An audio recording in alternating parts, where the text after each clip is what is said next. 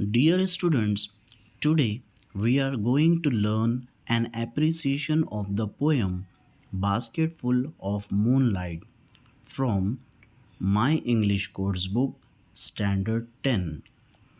Basketful of Moonlight. It is really a very beautiful poem by a small kid who is requesting to the moon for basketful or two baskets full of moonlight or seeds of the moon on loan. सो इस poem का appreciation देखते वक्त हमें इन important 5 points के बारे में पता होना ज़रूरी है. These are the 5 points of an appreciation. The first one is title. Poem का नज़्म का मज़मून क्या है, टाइटल क्या है, name of the poem. Second होता है नेम ऑफ द पोएट और पोएटिस. इस पोएम को, नज़्म को किस शायर या शायरा ने लिखा है उसका नाम पोएम के लास्ट में होता है. ये दोनों ही हाफ मार्क के लिए पूछे जाते हैं. थर्ड पॉइंट है rhyme scheme. Rhyme scheme poem के लास्ट में जो होते हैं मौजूद होते हैं. इस पोएम की राइम स्कीम भी आपको पता होना ज़रूरी होती है. ये आपको एग्ज़ाम में 1 मार्क के लिए पूछी जाती है. फोर्थ पॉइंट है नंबर 4 फिगर ऑफ स्पीच. इस पोएम में 3 से 4 फिगर ऑफ स्पीचेस आए हैं जिसमें से आपको किसी एक को लिखना है जिस पे आपको 1 मार्क मिलेगा. पोएम का फिगर ऑफ स्पीच लिखने के बाद किस लाइन में वो फिगर ऑफ स्पीच मेंशन हो रही है वो भी आपको लिखना ज़रूरी होता है. The last and important point is theme या फिर सेंट्रल आइडिया भी इसे हम कहते हैं. पोएम का मरकज़ी ख़याल क्या है, पूरी पोएम का इम्पॉर्टेंट पॉइंट क्या है, ये सबसे इम्पॉर्टेंट होता है जो 2 मार्क्स के लिए आपको एग्ज़ाम में पूछा जाता है. टोटल 5 मार्क्स के लिए आपको एग्ज़ाम में एप्रिसिएशन पूछा जाता है. तो चलिए 1 बाय 1 अब हम इस पोएम के एप्रिसिएशन को देखते हैं. The first point is title. The title of the poem is basketful of moonlight. ये लाइन आपको किसी भी पोएम के लिए यूज़ करना है. 8 पोएम्स आपको आपके कोर्स बुक में, टेक्स्ट बुक में दी गई है. कोई भी पोएम अगर आती है तो आपको ये लाइन ऐसे के ऐसे ही लिखना है. The title of the poem is basketful of moonlight. The next point is who is the poet of the poem. The poem is written by Sunil Sharma. इस पोएम को सुनील शर्मा ने लिखा है. इसके अलावा अगर कोई भी पोएम आती है तो पोएम के लास्ट में पोएट का नाम या पोएटिस का नाम होता है. ये लाइन भी आप ऐसे के ऐसे ही एज इट इज़ आपको लिखना है हर पोएम के लिए. The poem is written by Sunil Sharma. लेकिन कुछ पोएम्स ऐसी होती है जिसमें लास्ट में पोएट का नाम मौजूद नहीं होता है. उस वक्त आप लिखेंगे the poem is written by unknown person या anonymous person. Third point is rhyme scheme. Rhyme scheme आप जो पोएम के लास्ट में राइमिंग वर्ड्स होते हैं उनकी बुनियाद पर, उनके बेस पे हमें राइम स्कीम को आइडेंटिफाई करना होता है. बट इस पोएम में कोई भी राइम स्कीम यूज़ नहीं की गई है. राइम स्कीम पे मैं एक और सेपरेट वीडियो आपको अच्छी तरह से बना के समझाऊंगा.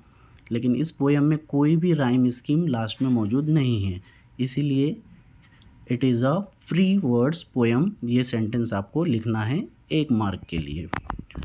The fourth point is figure of speech. There are many figure of speeches are in this poem but the first one is personification. What is personification? Figure of speech का भी मैं एक अलग से वीडियो आपको अच्छी तरह से बना के समझाऊंगा. इस पोएम में पर्सोनिफिकेशन का यूज़ किया गया है.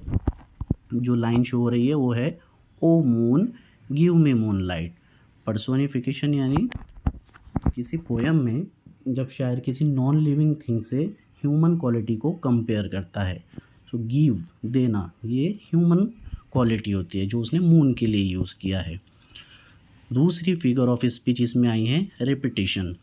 रिपीटिशन वर्ड रिपीट से बना है. जो पोएम में लाइन है small small moons of light.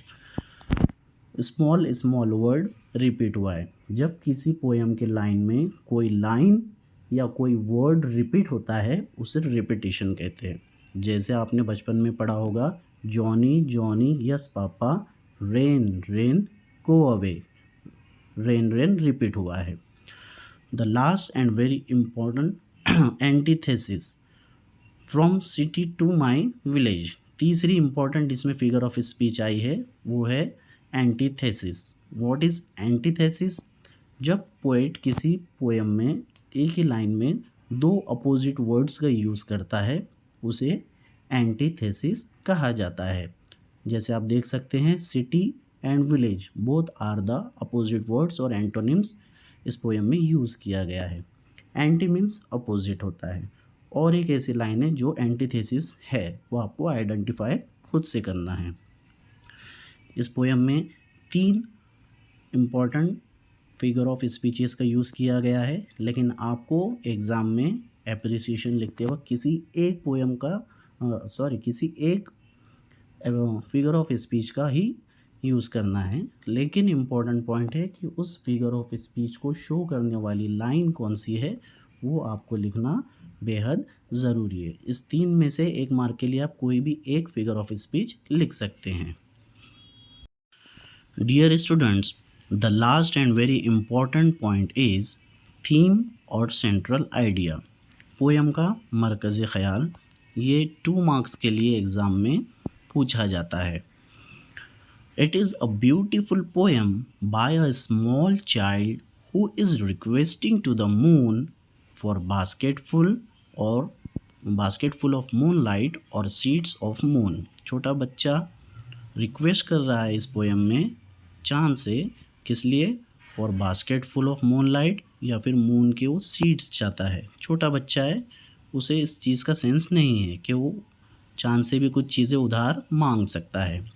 He or she wants to focus on the issues of villagers as well as the difficult life of village।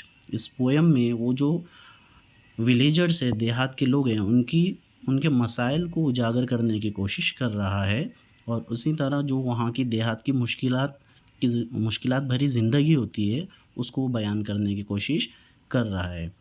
उम्मीद है आपको ये एप्रिसिएशन अच्छी तरह समझ में आया होगा। अल्लाह हाफिज़।